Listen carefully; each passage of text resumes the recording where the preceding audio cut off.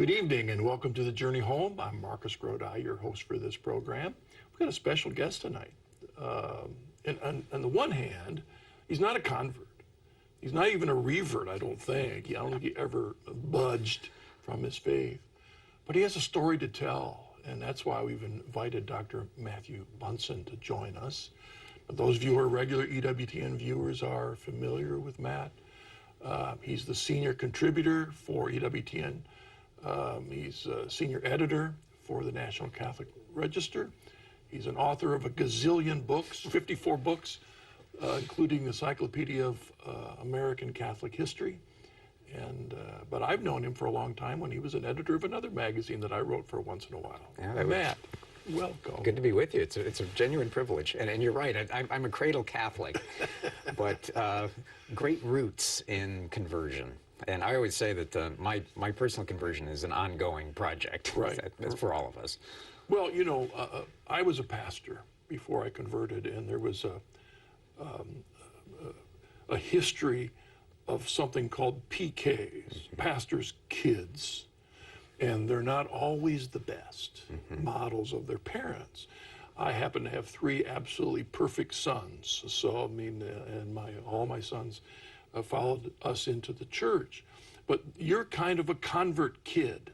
Yes, right? I am. A CK, if you will. And Yes. so the issue is, how'd you catch it and lived it out? And I'd love to have you sitting there with my oldest son, John Marcus. He came in, he was just barely the same thing like you. Well, your parents converted long before. But I'm going to be back out because that's where we're going to begin. Yes. Is you're going to talk about their unique journeys. Right? Well, both my parents were converts. And so I am blessed. Usually there's one who comes in and maybe one was a Catholic. In my case, both my parents were converts in 1948, but they did not meet until 1960. So they both had these incredible adventures that brought them into the faith and then lived the faith for a while and then met. And that I think was one of those journeys that both of them, well, they would talk about it. My mom especially. My dad, because he was ill, just by way of some background, my father died of Huntington's disease. And so we were taking care of him for many years, and the same disease that took my brother as well. But looking back on that, you realize how important, how central the faith was in getting you through all of those times. And my mom in particular as a convert who was raised Episcopalian. My father grew up in Judaism. So two very different backgrounds. My mom in Chicago, my dad from the Boston area. You know, many of us today who have, because of the media, we get this impression that we're living in this time of a great tsunami of converts. It was almost like it's a new phenomenon that never happened before. And you know, I've looked at the data in our work with the Coming Home Network. We've seen the data, and the truth is, yes, at least it seems there are more today, but in some ways I think it's more that we know more about them today because there's always been a stream. It's not been a tsunami. It's not been a Mississippi River of converts. There's always been a stream. And so your parents represent that stream. They do.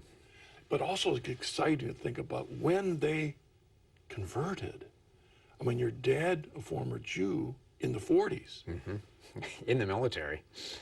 And that, so I mean, we can even start there. I'd love where to, my dad grew up in the Boston area and enlisted right after Pearl Harbor, so in 1941. And I was told that he was technically a little young to go into the military, but they looked the other way because of the incredible circumstances, the horrifying circumstances of the start of the World War II for America. And they gave him tests, and what they discovered is that he was somebody, even though he had just graduated high school, had no college experience, but who was so intelligent that they sent him to OCS, Officer Candidate School. And he became an officer in the Army Medical Service Corps. That's important because of two things. In the Army Medical Service Corps, he served in Europe, followed General George Patton's Third Army, as he put it, cleaning up, blood and guts, I think was the title that they had for Patton. My dad was in the 7th Army, which is General Patch. And part of his task was he was one of the very first of the medical troops to enter into Dachau concentration camp. Let me ask something. When he enlisted after Pearl Harbor and finally we got into it, did they know it yet, what was going on in Germany? No, I mean, they knew that Adolf Hitler was a monster, that Nazism was horrendous. I think as the war unfolded and as they fought their way across Europe and then into Germany, the full brunt of the evil that they were confronting became much more manifest. And I was told stories. My dad almost never talked about his experiences in Dachau. My dad didn't either, you know. He just wouldn't. So most of the details that I learned were from friends of his who'd come to Hawaii, which is where we were living, after my dad left the Army around 1970 because of the Huntington's disease. And they would tell me stories about some of the things that my dad did. Wow. And I was told, and it's my understanding, that he received every medal except for the Congressional Medal of Honor, because he had a remarkable career, 28 years.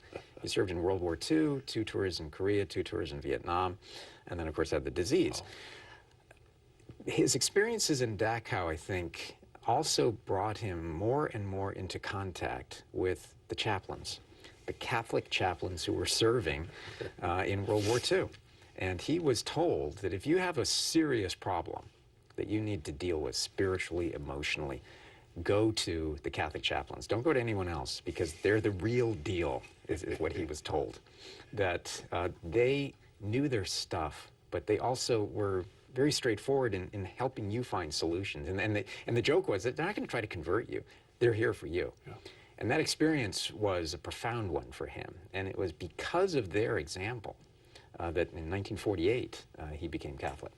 Wow. Well, today it seems like there's a lot of pressure on the chaplains to be very ecumenical. Yes. I don't think that was true back in their day. He may have been trying to convert him, but he was straight. The chaplains, I'm guessing, were straight with the faith. Oh, yes. Yeah, I mean, absolutely solid. And that was the thing that attracted my dad as well, that the clarity of what they were, the advice they were giving, the strength of their character, but also the fact that these were incredibly prayerful men, that they helped you to deal with crises, but then also they had that way of leading you into the deeper questions and then to answer those questions that you had with great clarity.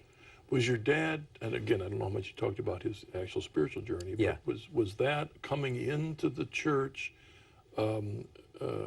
also parallel to a conversion to God for him? Because many Jews, you know, unfortunately don't have a faith, depending on their tradition they've come from. Yes, well, of course, in the post-war era, there was the serious question about how God would allow this to happen to the Jewish people. And that was a stern, difficult question that a lot of my dad's friends and some of his relatives faced as well. And some of them, we lost touch with them many, many years ago, but quite a few of them reached the conclusion that I can't love a God who would allow this to happen.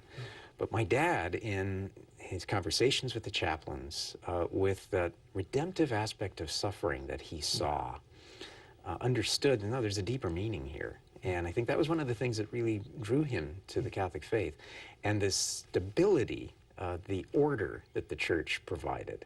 My dad was very structured. He was superbly disciplined. And I think he appreciated the discipline of the chaplains, but also the structure and clarity, to use that word again, of the faith, of a faith life that allows you to have joy and happiness, but also that structure, discipline, and a way of leading your life that is authentically free, but that is also very disciplined. And he appreciated all of that.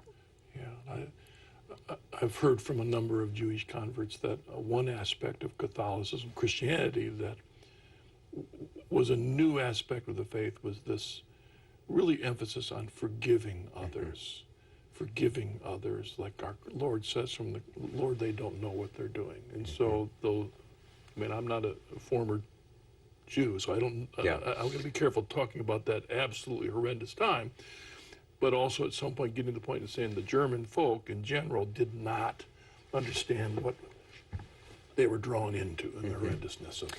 Yeah, well, in the post-war era, he was already a rapidly advancing officer.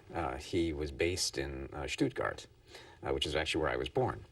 And so by that point, he was married to my mom.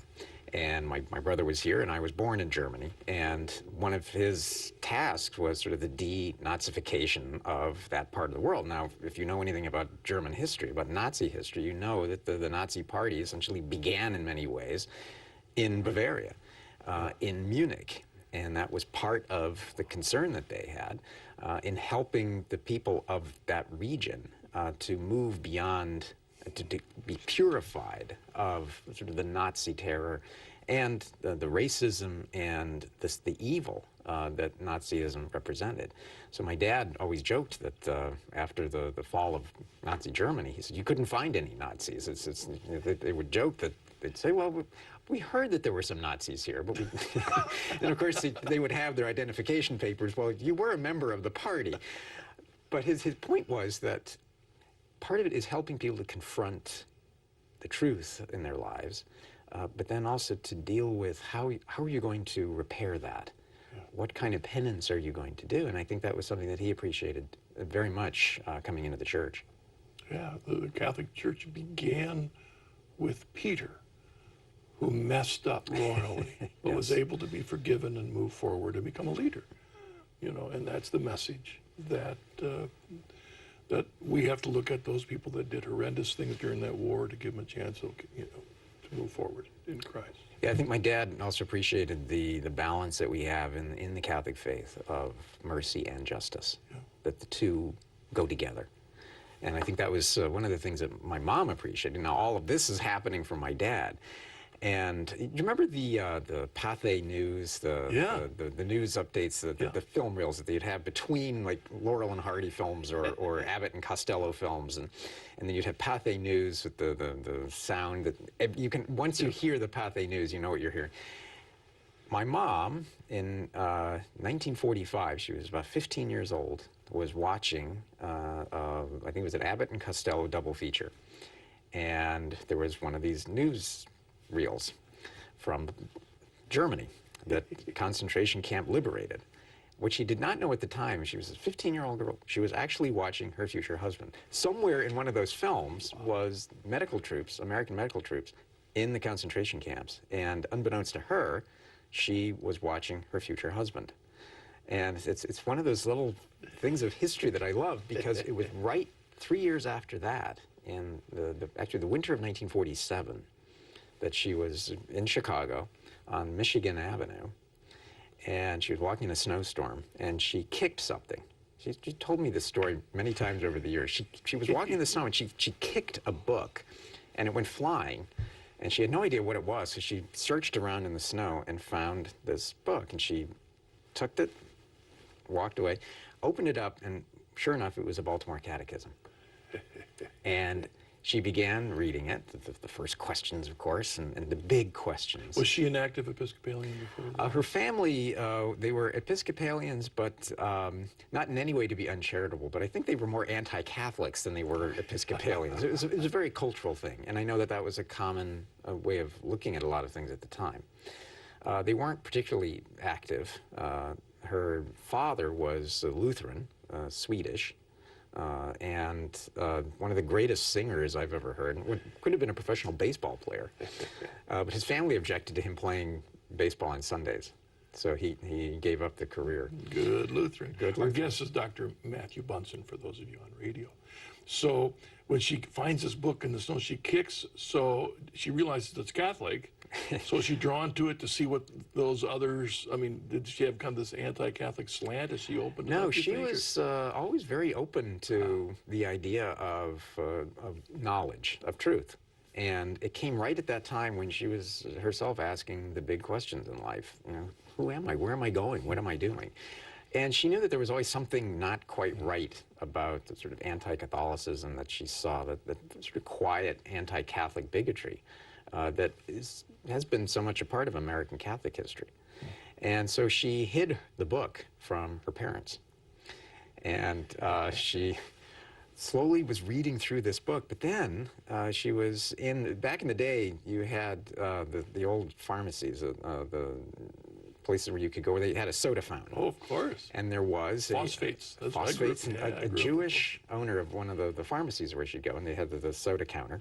And in the winter, he would give her hot chocolate, and in the summer, he would give her chocolate shakes because he liked her, and she was very kind to him. And so he was watching her later that winter, and he said to her that someone left a book behind. And he said, I've noticed that you've been reading this one particular book a lot here in the corner. He says, I think you were meant to have this. And it was a breviary. So over the next few months, through the early part of 1948, she gradually accumulated this small Catholic library to no effort on her part. People would give her books. She'd find books and didn't have an owner. It would just miraculously appear, and she was reading her way into Catholicism. But she knew she had to wait until she turned 18 because she knew the reaction. And so on her 18th birthday, she informed her parents that she was becoming Catholic. And she revealed that she had all of these books that had just begun to accumulate around her. And their reaction was pretty much exactly what she thought. They were not very happy, and they actually threw her out of the house. Whoa. And it was a very difficult time for her. You said it was 1960 or so? 1948. That's 48 for her. Yeah, Okay, so she had gotcha. just turned 18. And so she actually had to leave Chicago for a while and went to Indianapolis with some help from some friends. And over time, her parents accepted the fact that she was not going to abandon this idea. They were firmly convinced that you had to be insane to become Catholic, especially in their world. And I understand that. Everyone they knew was Episcopalian or Lutheran. They just did not know very many Catholics. Did she ever talk to you about if there was anything specific that she had picked up in the Baltimore Catechism, the breviary, that gave her the mandate to make this big move? Part of it was why we were made, to know and love God and to be with him in the next, in this life, and to be with him in the next. That, I think, was her first stepping stone. But then it was authority in the church. It was the sacraments in the church. But then there was also the aspect of prayer life. And the breviary, I think, was perfectly timed, because here she was getting this sort of foundation from the Baltimore Catechism in the sacraments and other things. But then in the breviary, she was opening herself up to that connection between Scripture and prayer in the Catholic tradition. And I think she fell in love with doing daily prayer. That she was not really, it was not something that she ever did as an Episcopalian. Now, this is 48. So she came in 48. When did your dad come in? 1948. Both around the same time. Both around the same time. He's elsewhere. By that point, he was starting to be shipped off to Asia to help run MASH units. And then, of course, he had 2 tours in Korea. So all of that was happening during the Korean War. Was he in Germany during Nuremberg? He was not part of the trial, but he was based in Germany during that, yes. Okay. Well, at the time, imagine for him, Jewish, to be facing all that. Yes, at that exactly. time. But the other thing that I wanted to point out, we talk about this long trajectory of conversion. Today's, quote, tsunami of converts is after Vatican II, after vernacular, after all this stuff. They're in Latin Mass time. Yes. Did either of them know Latin? No. And my mom adored the Latin Mass. She loved the Mass. And once she began going, she realized that the beauty of the liturgy, and she also loved the fact that you could go anywhere on the face of the earth, and you could go to the Mass, and you'd understand it. So one of the things that she did was she began learning Latin as best she could. It was breviary. That's what I was wondering about the breviary. Was almost completely in Latin. Sure. So she began mastering Latin as well. Never really liked it very much in terms of mastering it, but she got there and understood why you had that stability of the Latin. And then came in and through a series of adventures went to Marygrove, and that's where she studied. I think it was in Detroit, where she studied with nuns and developed more of an appreciation for the faith, especially philosophy. the beautiful way of combining faith and reason in Thomas Aquinas.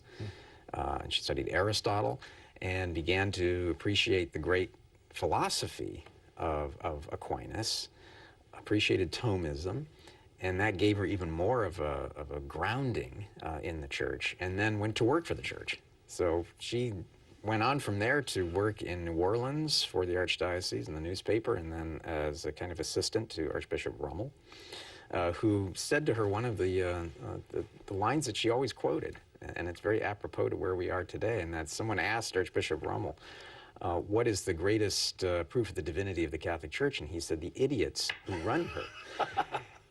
And I hate to laugh about that, but well, as somebody who spent yeah. many decades that followed in chancery offices, she saw it very up close. And so she worked for Archbishop Robert Emmett Lucy in San Antonio. And it was at a party that she was invited to of officers at Fort Sam Houston in San Antonio. She was not a particularly social person. She wasn't looking to get married. She was still trying to discover what it was exactly that God wanted her to do in her life. And she wanted to be obedient to the will of God. So she was... I'm wondering, she's single at this point. Yes, she is. So around 60, she's 20, right? Well, she was born in 1930, so she was she's pushing 30. Yeah, she was pushing 30. Yeah, my mother was born in 32. So yeah, and 30, so she went to this. She goes to this. She could have been discerning religious life. She actually very seriously considered it in Indianapolis. She looked very seriously at the Carmelites. And speaking personally, I'm glad that she was called to something else. So she left that and then began a series of jobs. And she went to this party of officers, and she had no expectations of it. She thought she didn't think they'd be very interesting. She always talked about the fact that she walked into this room. It was packed with soldiers, as a party of officers at Fort Sam Houston in Texas would be. And she said she saw a man across the room, and it was as though someone said to her in her ear, "You will marry him." And so they met in 1960 and married the next year. And then the following year, my brother was born. And they thought it was very interesting that they had both been converted in 1948. Yeah. And so they had these parallel experiences, but the two of them, I think, were perfectly matched because my mom had studied the faith more intensely than my dad. My dad was a man of action. He was a man of discipline. He was not somebody who was particularly obsessed or taken up with theology. He just loved being Catholic, and he loved the faith. Whereas my mom, working in chanceries and dealing with canon lawyers and theologians and others, she really enjoyed getting into the meat of what the church was actually teaching and believing. So they're married in 60. So the early days of their marriage are a very interesting time in the church. Yes. You know, St. John the 23rd announces there's going to be a big change coming up. That's right. And my dad is transferred from Texas back to Germany. And it was right around the time of the council. So we were living in Germany from, I think, like 1963 or 64 to around 1967. The whole council? Almost the whole council. Yes, wow. Yes. And so she, as a result of working for the church in Germany as well, on the base in Stuttgart, and around the area around Garmisch-Partenkirchen. So they went, for example, to Oberammergau for the Passion Play and all of that. She developed a lot of friendships with theologians and priests. And actually in our house, I was a baby at the time, but she actually had for dinner Karl Rahner at our dining room table. So I realized that the odds are pretty good that as a baby, I probably spit up on him or something like that, but it's That's the reason. That's the reason. It went off the rails from that point.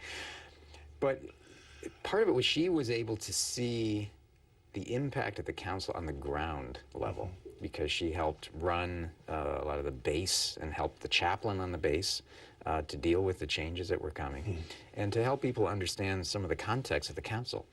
And that made her, in the years that followed, especially after my dad was sent to Vietnam from there, to deal with MASH units there. So he used to actually run, like the TV show, MASH. He would run actual MASH units, which is, he would say from time to time, they were crazier in real life than you could ever see on the show. My mom asked, when we left Germany, where are we going to be transferred? And they said, well, where are we going to live? And they said, well, you know, there's base housing pretty much anywhere. So she said, how about Hawaii? And it was close enough to Vietnam that it would be an easier trip back for my dad when he had leave. But also, there's just something told her, much as she was told, you will marry this person. She knew we had to move to Hawaii.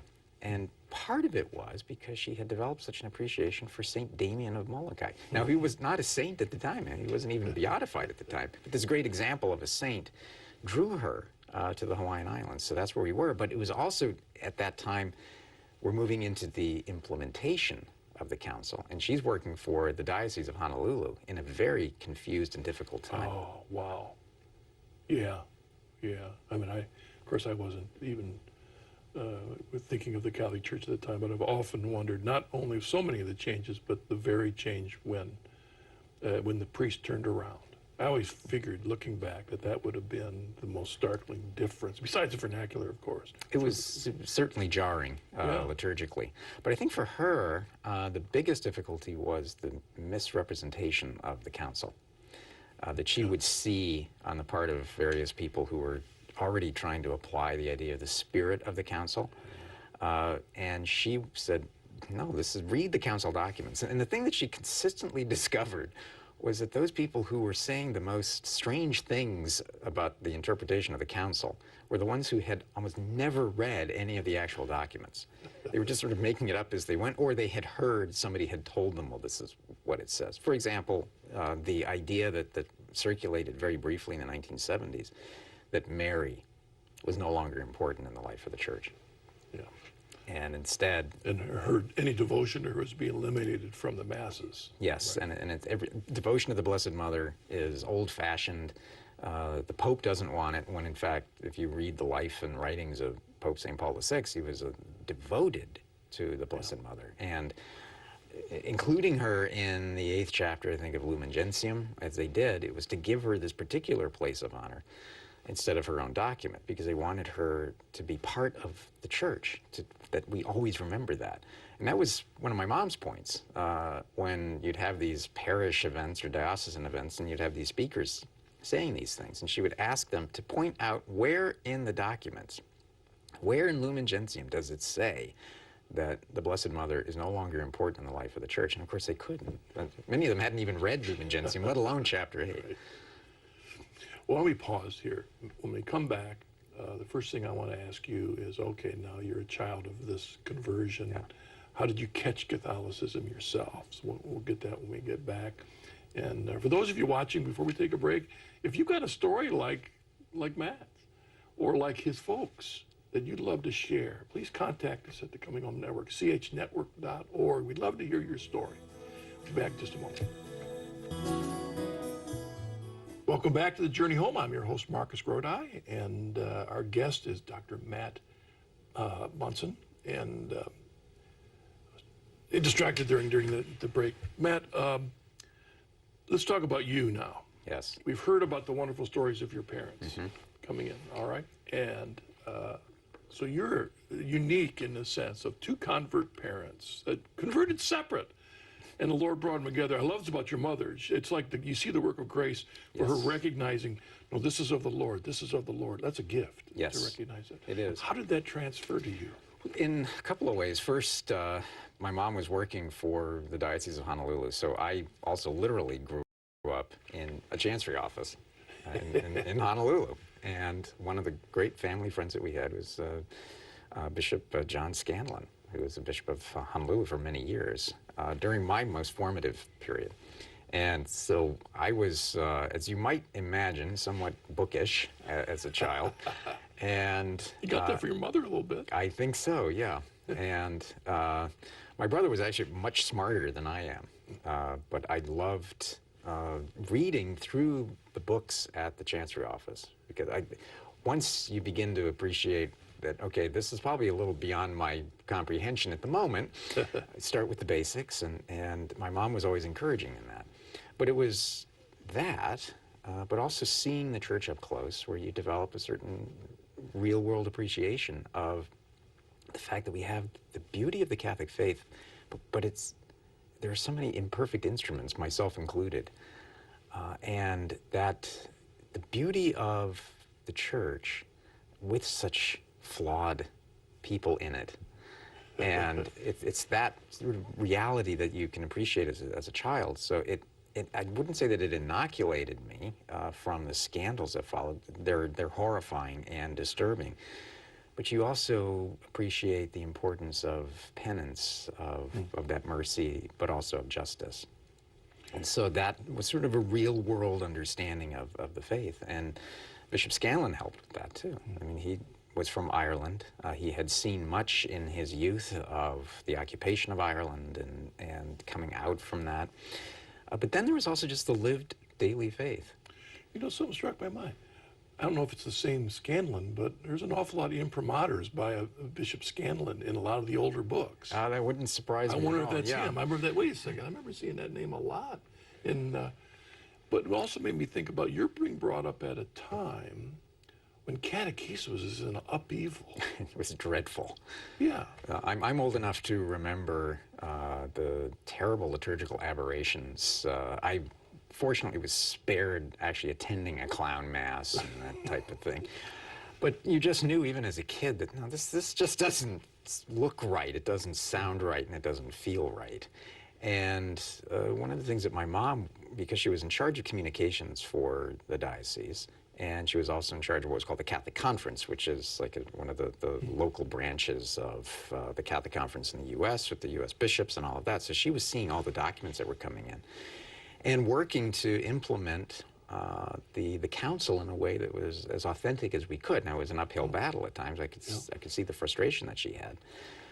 But you understand then what's real and what isn't, what is the faith and what isn't, and it just felt right as a child. And then there was the introduction to the sacraments. So my mom took it upon herself to make sure that I was receiving proper catechesis at home to make up for what were the obvious deficiencies of the time in school and elsewhere. And I will always be very grateful for that. And again, it's that understanding of the faith, not that we're better than anybody else, it's just this is the faith. It's very basic, it's how you lived. And so it helped me then to understand even more their process of conversion. And I've talked about this, that as a child of a convert, especially two converts, be mindful of what brought them into the faith. The truth, the beauty, the power of what the church offers. And to be a child of that is not to take that for granted, but actually to embrace it even more. Yep, I remember Mother Angelica telling me one time that one of the reasons for the Journey Home program was that it helps Catholics, when they hear converts talk about coming into the church, it helps Catholics appreciate that which they often take for granted. Yes. Yeah, and my mom read her way into the Catholic faith. My dad saw the example of chaplains and other Catholics, and that brought him into the faith. So that combination then, as a cradle Catholic, you have an obligation to know the faith as best you can. Not everyone's going to have an opportunity or even interest in studying formal theology. It's just, but that doesn't mean you are then allowed to not know the faith and to pass it on. But then the other is to recognize how it's lived, that there has to be that living of the faith in your daily life, and that was something that I saw with both of my parents. There's a danger of being brought up in a Catholic family. You can take it for granted. And you may, it's kind of like selling a car. At some point, you're trying to sell a car, but you got to close the sale. You know, and so it's sometimes a person can come through the faith, do all the hoops, learn everything without even thinking about it, saying the Lord's Prayer and not even praying at the same time, saying the rosary beads. And then at some point, though, there's got to be a closed sale. Did you have a closed sale at some time? You know what I mean? At some point, you just knew and willfully had to say, yeah, this is this is my faith? Yeah, there was a time in the 1970s, a couple of events actually. The first was when I was only about 3 or 4, when my dad was diagnosed with something. He was seriously ill, brought back from Vietnam and Korea, where he'd been running MASH units, like I was saying. And they couldn't figure out what was wrong with him. He lost a lot of weight. He was developing neurological problems, and my mom had known for a number of years that there was something seriously wrong with him. So that came as a tremendous blow to the family. And you realize faith is going to get you through this.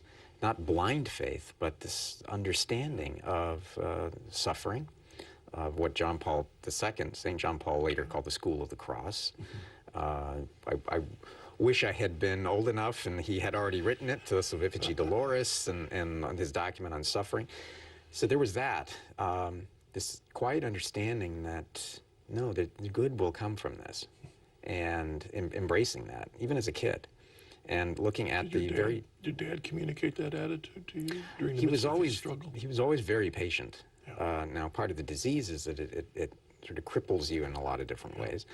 But the strength of my mother to hold all of that together, and she did it through prayer and her love of the Eucharist.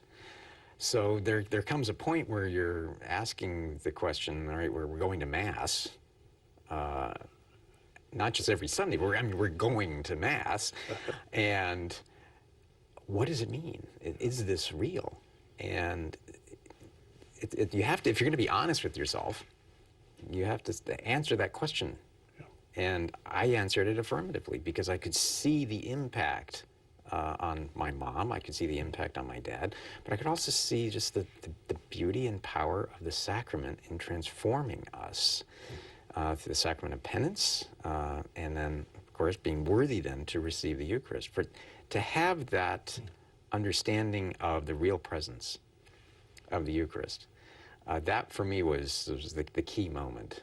And then figuring out, okay, I need to know a lot more than I do right now about Christ, about the sacraments, especially about the Eucharist, but also about this thing of the Church and the Pope.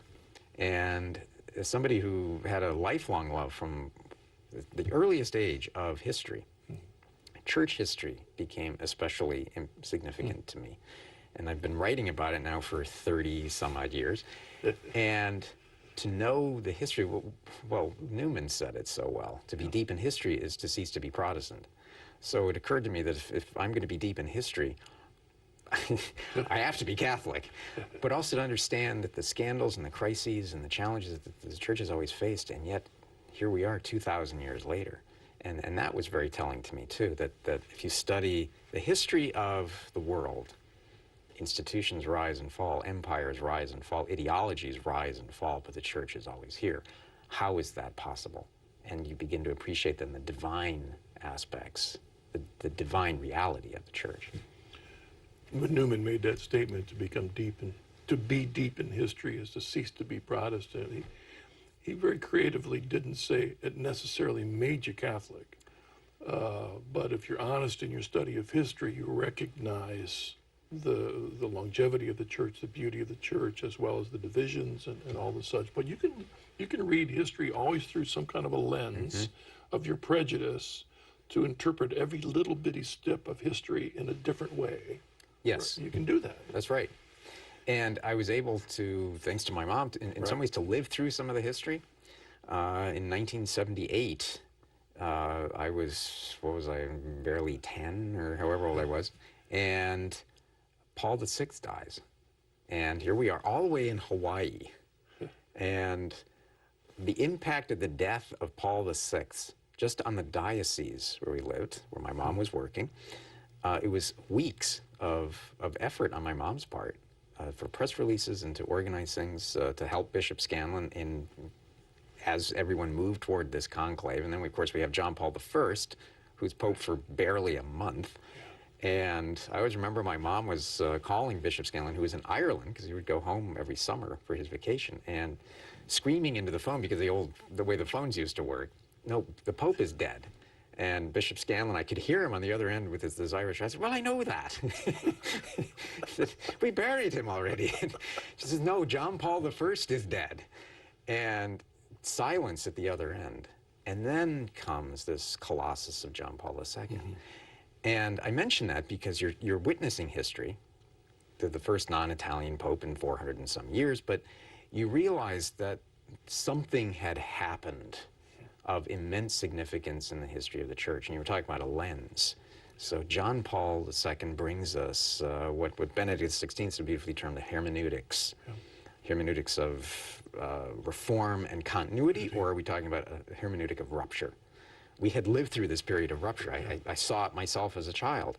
But then suddenly we have John Paul II who has this hermeneutic of reform and continuity. And developing, as I was, very slowly as a kid, this understanding of church history, you begin to see these great movements of reform in the life of the church. In the same way that all of us have to be part of, and in our own lives, to be in a constant process of reform and spiritual renewal. And so for me, it was a very profound moment in my own faith development. And that was one of those turning points too for me. You know, and I look at where you've come, Matt, in your writing and your influence in a good way with EWTN and the news and all of that. I mean, and I see the shape of that from your mother and your father. You know, praise God. Yes. At that time, your mother could have been jaded because of her influence. I was thinking about this. There you are in '78, aware of what's going on beside your mother as the conclaves are happening, and she probably knew half the players from her time in Germany. A few of them, yeah. You know what I'm saying? She knew some of them and where they were coming from, and some of those Germans were trying to have a big influence on those times during those times. With our time left here for the program, boy, there's so much I'd love to talk to you more about your own journey and stuff. I want to back off just a little bit, lean a little bit on your historical studies, your position in the news for EWTN, also your awareness of now looking back the last 50, 60 years from your mother's. Talk to us about the time we're in right now in the church. Because I guess there's some people out there who wonder, wait a second, what's he think about what's going on right now? Yes. It is without question that this is a very difficult time in the life of the church. We had this catastrophe strike us in 2001, 2002 with the sex abuse crisis. But as our research, as anyone knows now, that the roots of that stretch back some decades. They stretch back into the 50s, but especially into the 60s and 70s. So a lot of the problems that emerged out of that era of the council, we can say, I won't say that it's purely the cause of the sex abuse crisis, but what was it that the late, great Richard John Newhouse said? What is the solution to this? Fidelity, fidelity, fidelity. That had we been faithful all the way along to the documents of the council, to everything that we're called to be as Catholics, I think we would be having a very different conversation now. And that's a context, and that's a historical background that I think we need to remember, that the solutions to our problems are right in front of us. That fidelity, that faithfulness to what we're called to be by Christ is the solution to that. And so instead of abandoning authority in the church, instead of trying to destroy the authority of bishops, we're called to pray for them, to encourage them, to exhort them, teach, govern, and sanctify with clarity, with courage, with transparency. And that has always in the history of the church been the solution.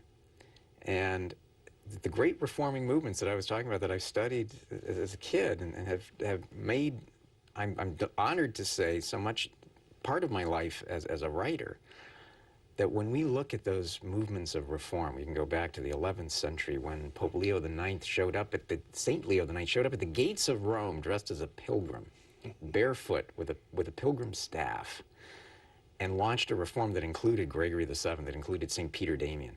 You have Paul III in the middle of the 16th century, who was a rather besotted Renaissance cardinal, but who completely turned his life around and became one of the greatest of our popes, who brought us the Council of Trent and then surrounded himself again with great reformers. the reform movements are always there. St. Gregory the First the Great said, "Semper Ecclesia reformanda." The church is always reforming. And we then as Catholics have an obligation to help that reform movement. But we always have to remember that it's reform, not revolution. That it is by being faithful to the church, by welcoming everyone into the church, that real reform can take place. So it's a source of frustration, I know, for many people, and this is a cross for many people. But fidelity will get us through this. I wonder if you're a study of history, what do you think about this? We look at Trent, we look at Vatican I. We know from history that after every council there was a time of upheaval as, Yes. again, as the gathering of bishops and their decisions were then distributed and then implemented. But what was unique about Vatican II is the media. All of a sudden, different than any council that ever existed, Nicaea, is that immediately, even in some ways clandestinely, Yes. stuff that was happening in the council is immediately available to people at home. So what part did the media play to the bad implementation of Vatican II? A very significant one. We can look at this idea of good guys versus bad guys, of the evil conservatives versus the progressives who want to bring a fresh air into the church, all of the things that we see even today. And then just a few years after the council, just 3 years after the council, where we see Humani Vitae, where the media was again trying to play a role.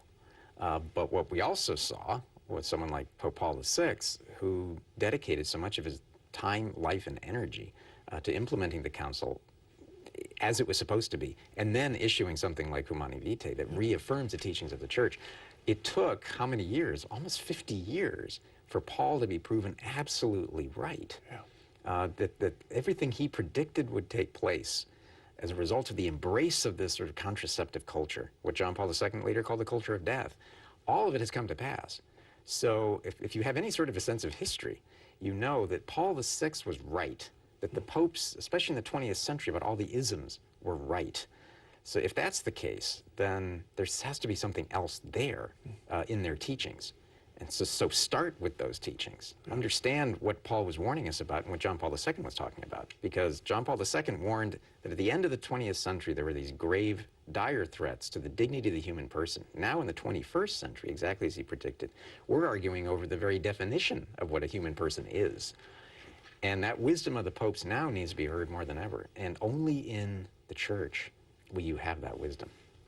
Yeah, the media is an interesting animal.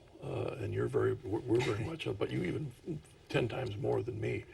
I know I've said this on the journey home. I've joked that it used to be in the years and years and years ago, when somebody coined a joke in Boston, the only way it would make it to LA is if it was a really good joke. Yes. Because it had to go from person to person to person to person to person. Then with the newspapers, it might make it a little quicker. Today, you coined a joke in Boston, and it's in LA before. Yes. Well, with Twitter, you can tell a joke in Boston, and in 5 seconds, it's in Singapore. Yeah, yeah. And Right. so the good and the bad of that. That's right. The immediacy of news today is something that, as Catholics, we have to be very much aware of. And the Second Vatican Council saw that. There was a somewhat forgotten document called Inter Mirifica that talked about all the means of social communications. Paul used scrolls and sandals in the Roman road system to communicate the truth and beauty of the faith. Today, we have to embrace everything. That includes social media. There's still a place for print. There's television, radio, but especially what Benedict calls the digital continent. And we have to be savvy, we have to be clever, but we have to be professional. And what we do has to be reliable for people. They have to know that when they come to us for news, for example, that what they're getting is what is the Catholic lens on something. Because we will have a way of looking at it that no one else will. And it's a way actually that will help you improve your life. Because we're asking the big question, but we're also trying to orient you toward your eternal destiny as well. Yeah, and I hadn't planned for this to be an infomercial, but I really do want us to take a time and talk about the importance of EWTN in your life. And I was thinking about one of the dangers. I mean, media is a gift from God. But the devil's very active and will twist. And I've always felt that the strategies of the devil is that when God tries to do something through someone, the first thing the devil wants to do is stop it. But if he can't stop it, then he ridicules it, or does all kinds of things. But eventually, he then decides, well, the easiest way is to flood the market. So there's so many voices that you can't tell which one, like how many Bibles are there out right now, how many churches are there out there right now, which is the right church, how many opinions out there. And the internet, of anything, has just done that in spades. Oh, yes. So there's an egalitarianism such that here you have someone with great renown and influence and intellect writing someone, and here's somebody over here, and they're treated equally in this great soup of voices. So how do you know? Well, sometimes it's more than a soup. It's almost a toxic waste dump, depending upon, and everybody starts melting. Yeah. No, you're absolutely right. And part of it is a word that I know that my mom used, that she embraced as she was reading her way into the faith, and that's discernment and forming your conscience. Now, we all have to act on our conscience, but we still have to form it right. So part of it starts with going to places that are solid, reliable, very clear in what they're offering, and EWTN does that. Yeah. And part of the genius of Mother Angelica, and then the genius moving forward, especially in someone like Michael Warsaw, is developing all of these different platforms for news that people can turn to, and programs like this one, where people know you can always go and find resources that will answer your questions. Part of the problem we have in the consumption of news today is that we have a lot of questions, but we don't have very reliable answers. And the answers themselves tell you a lot about where you're going, but how you decide on what answers you're going to follow it requires discernment, it requires patience, but it also requires having access to things that are reliable. And in your gut, like my mom did, there's something here that's reliable. This is what I've been looking for. And that's where I think news, from a Catholic perspective, is so important. Yeah. And I think about all the programming of EWTN, including this program, a real commitment to make sure we're faithful so that the home audience knows that when they turn on any program on, it's faithful, it's trustworthy. Certainly we have independent hosts like me that can push a button once in a while or push the envelope a little bit, but there's always the trustworthiness of the channel to make sure that we're faithful to the church. And I think the addition of the National Catholic Register was a great addition to the whole package. Well, it's one of the greatest privileges of my life, and I mean that seriously, to be able to work for the Register. This idea that you can bring in a newspaper, and then you have all of these other ways of integrating it is fantastic, but it's also counterintuitive today, because most people are dispensing with publications in newspapers. No, there's a place for print, but there's also a place for a digital presence for the Register, which is growing very rapidly. But there's one other thing too, and this is sort of the parting thing: joy. We have to have that joy as Catholics. We have to have that joy as followers of Christ, and that is something else that can penetrate so much of the gloom today that we have in the world. Yeah. Sometimes people almost feel like, well, it's so horrible that it would be disrespectful to be joyful. We need that, but it's a gift of grace too. Yes, the joy of the early Christians in the face of horrendous persecutions. The joy of what we just had recently, the beatification of the Algerian martyrs. The joy of that community was contagious, and that will live on forever. But it's also inviting, it's winsome. It's one of the ways that we can bring people to the faith and start that conversation with them. You've written a bazillion books, 54 books. If the audience says, boy, I'd like to read something by Matt, what would you recommend? All your books? I'd say the Encyclopedia of American Catholic History, for one, because I think it's a story filled with a lot of converts: Elizabeth Ann Seton, Demetrius Gallitzin, Dorothy Day. I mean, there's a list that is vast in there. That's the next time you come back to the Journey Home. You're going to go through all those folk Let's too, do it. because we need to do it. I'd love to. Matt, thank you so much Real joy to be with for you. joining me, and also for all the work you do for EWTN. You're a great gift to us. And we really Likewise. appreciate And, it very much. All of your viewers and those who are considering coming into the faith, that you were genuinely in my prayers. All right. Thank you, Matt. Thank you for joining us on this episode of The Journey Home. I hope that Matt's story about the conversion of his parents, as well as his own journey in the church, was an encouragement to you. God bless you. See you next week.